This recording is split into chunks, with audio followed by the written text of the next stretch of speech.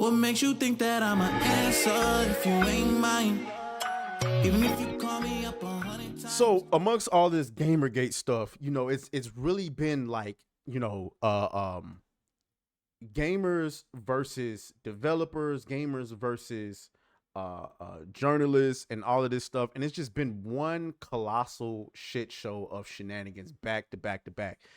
Very rarely though do you get a developer that comes out here and say, hey man, fuck that shit, we don't want nothing to do with this. God damn. You know what I'm saying? Don't include us in this, we just here to make video games. And this is a prime example of that right here. Look at this from who is allegedly, if not the CEO of Moon Studios, a producer or definitely a developer on the game. This was a comment that was left on a video where Hypnotic was covering some alleged pro DEI rhetoric from what everyone thought was a Moon Studios employee. And this is how he responded to that. Just to clarify this is from Thomas Mahler.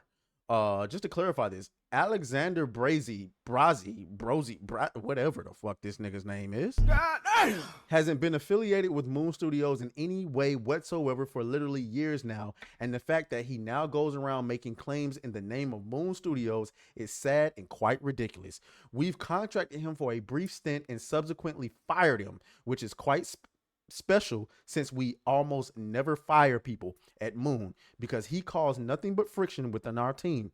Brazy was part of that group that tried to get us canceled before, so we have no love for this person, nor do we share any of his insane beliefs. Moon is a straight meritocracy, always has been, always will be. We have not, nor will we ever hire a person for any other reason than that person being an absolute rock star in their particular field. We don't give two shits about race, color, gender, or anything else. Don DeMarco. Don DeMarco. This game, I might go and buy No Rest for the Wicked again. Okay.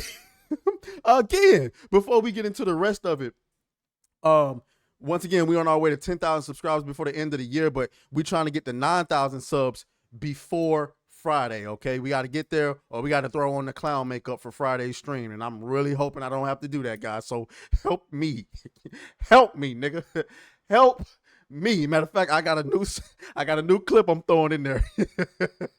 I'm just saying. All right. So, and then also consider becoming a member of the channel. Join the Shadow Band Army. You're going to get them badges. Y'all going to love them new badges, man. I'm trying to tell you. All right. And then you'll be able to get into the Discord and join us for our watch parties every Friday night, Saturday night. So, yeah, let's get to it. Let's continue. All right. So, yeah. So, obviously, I never thought that a studio like Moon Studios would be secretly based.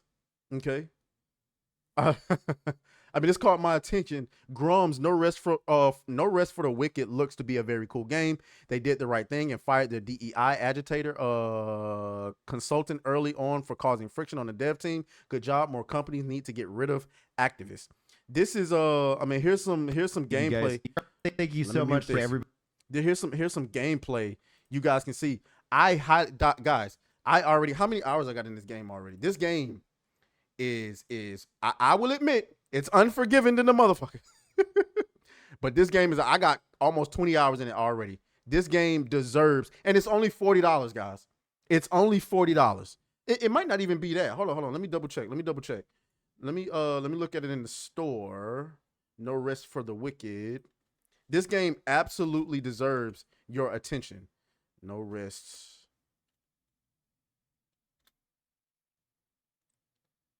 Why can't I find it in the store anymore?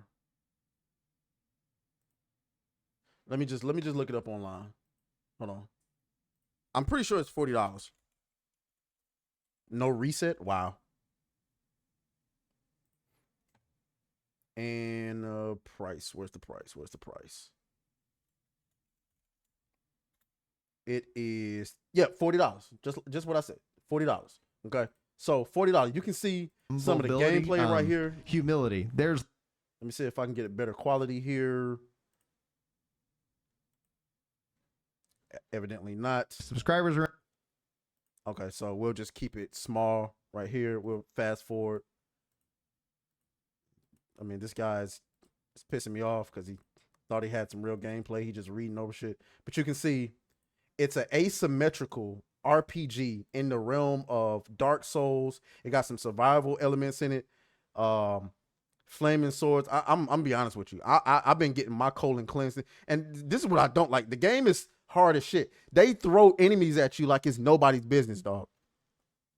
So if you're looking for a challenge and you like Dark Souls, now it's not like roguelike where when you die, you drop coins and shit. That's what I do like it. They recognize that the game is going to be hard as shit.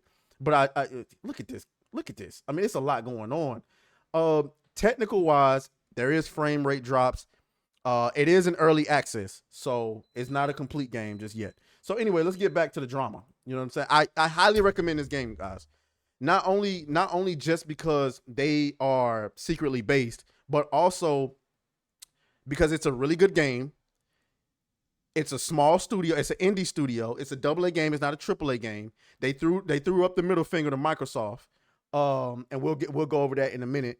And then, you know, you have to support developers who are just. It's not about them being on your side. It's about them just being here to make good games.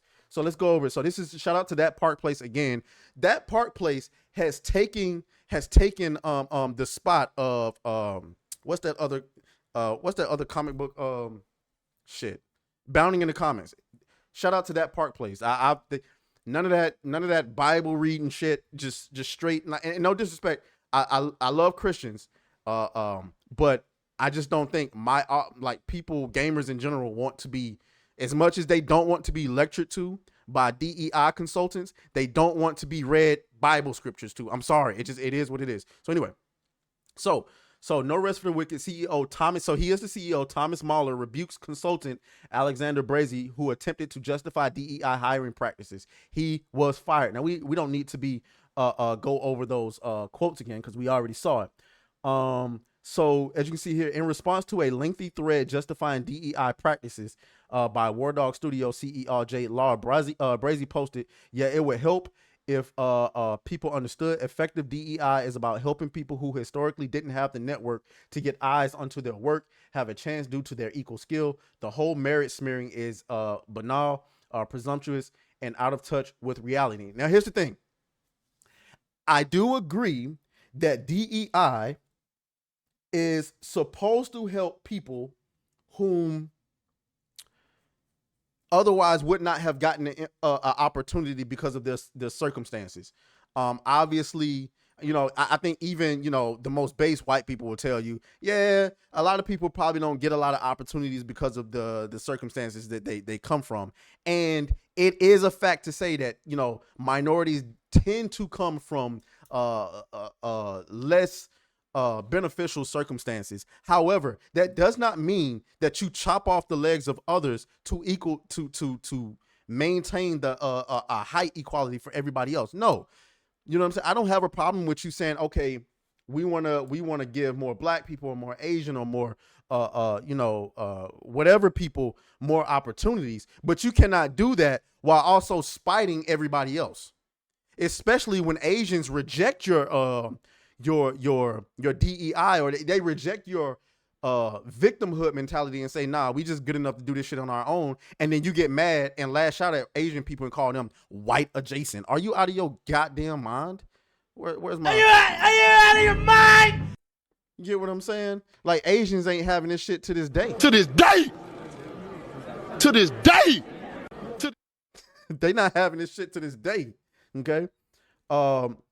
Obviously, we know Mahler responded to Brazy's comments and rebuked him in the comment on his author's coverage. This person is not affiliated with Moon Studios in any way whatsoever anymore.